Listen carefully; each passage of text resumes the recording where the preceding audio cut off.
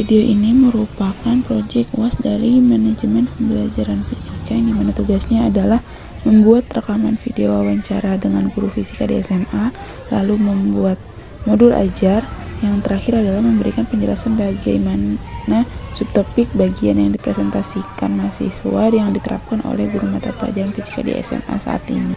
Ya, Assalamualaikum warahmatullahi wabarakatuh. Selamat pagi Bapak.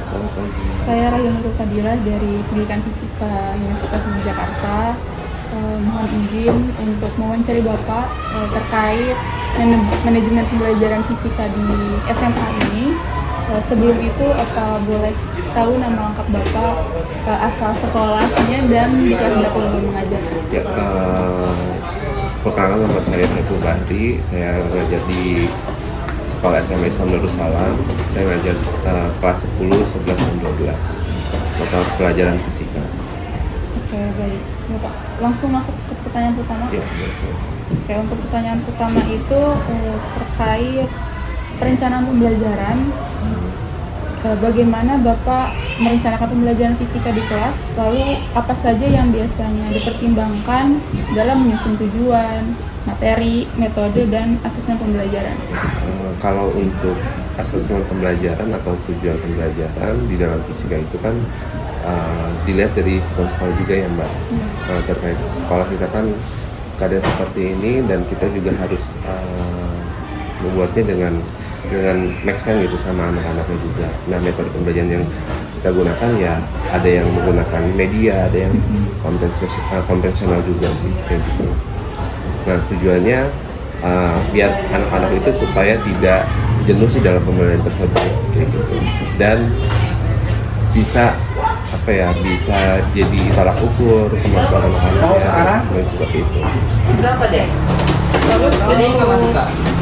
Lalu pertanyaan kedua ini tentang pengorganisasian dan penjadwalan itu sesuai dengan kurikulum yang diberikan jadwalnya, dan saya ngajar hampir setiap hari di sini kayak gitu. Dan kurikulum di sini menggunakan kurikulum Merdeka sih. Nah, kurikulum Merdeka itu kan memfokuskan kepada anak untuk berkarya ya, hanya tujuannya hanya guru saja. Jadi lebih kritis, lebih ke siswanya.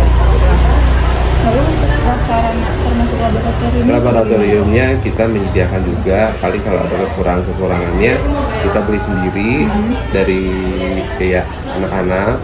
Nah, seperti itu sih. Lalu selanjutnya seperti apa pelaksanaan pembelajaran fisika yang Bapak lakukan di kelas, lalu bagaimana Bapak memberikan arahan kepada siswa serta menjaga ketertiban dan motivasi mereka itu selama proses belajar? Ya, untuk motivasi belajar biasanya saya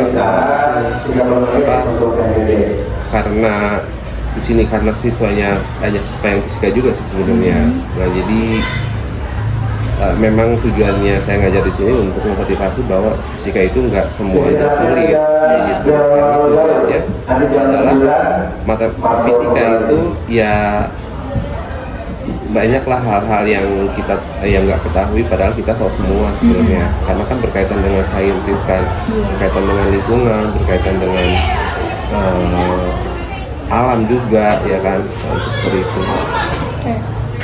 Selanjutnya gimana cara Bapak melakukan evaluasi dan kontrol terhadap pembelajaran fisika, serta bagaimana hasil evaluasi tersebut gitu digunakan untuk meningkatkan proses belajar ini?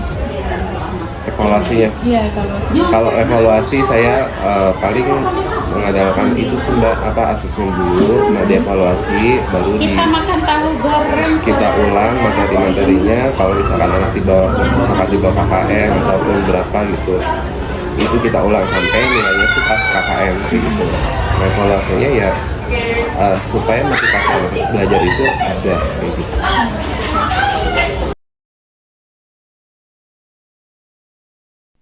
Ini merupakan modul ajar gerak parabola, yang dimana isi modulnya itu ada identitas modul, ada capaian pembelajaran, kompetensi awal, profil pelajar Pancasila, lalu ada sarana dan prasarana, ada target peserta didik, ada mode pembelajaran, modelnya menggunakan model CTL, Selanjutnya ada komponen inti di mana ada indikator pencapaian, tujuan, pemahaman bermakna, pertanyaan pemantik, lalu ada persiapan pembelajaran, dan ada kegiatan pembelajaran di mana kegiatannya ini diawali dengan pendahuluan,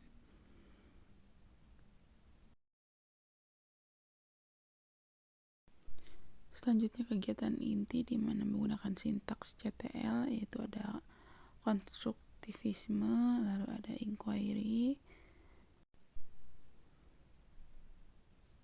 ada questioning, ada learning communicating, ada modeling, ada reflection, dan yang terakhir authentic assessment. Kemudian di sini ada asesmen diagnostik, ada asesmen formatif, serta asesmen sumatif. Di sini ada lembar penilaian. Selanjutnya ada lampiran yang kedua itu ada bahan ajar. Di sini ada materi gerak parabola.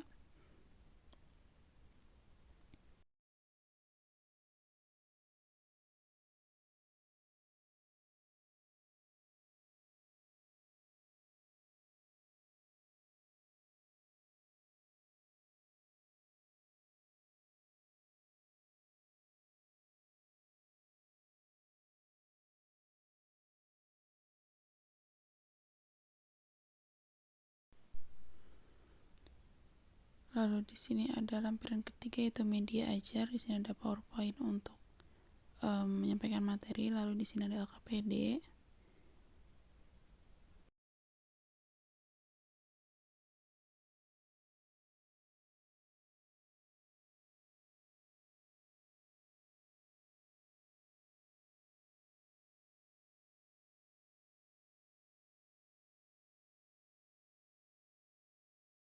Yang terakhir di sini ada kisi-kisi atau asesmen.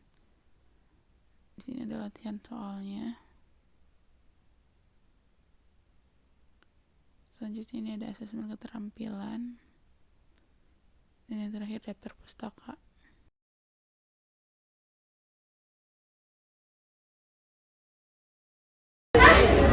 Ini bagaimana proses yang Bapak lakukan dalam mengembangkan materi ajar peserta dan mempersiapkan kegiatan pembelajaran itu agar sesuai dengan kebutuhan siswa dan tujuan kurikulum. Nah, tujuan kalau dalam pembelajaran fisika saya itu kan menggunakan ada aplikasi juga. Nah, aplikasinya itu menggunakan Kahoot, biasanya seperti kayak gitu. Nah, lihat gambar dulu, baru tujuan, baru pembelajaran dimulai, baru kita buat asesmen kayak gitu. Seperti itu sih.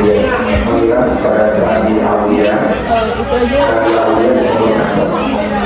kami tanyakan ke Bapak. Terima kasih Bapak sudah bersedia menjadi narasumber saya. Saya izin tutup.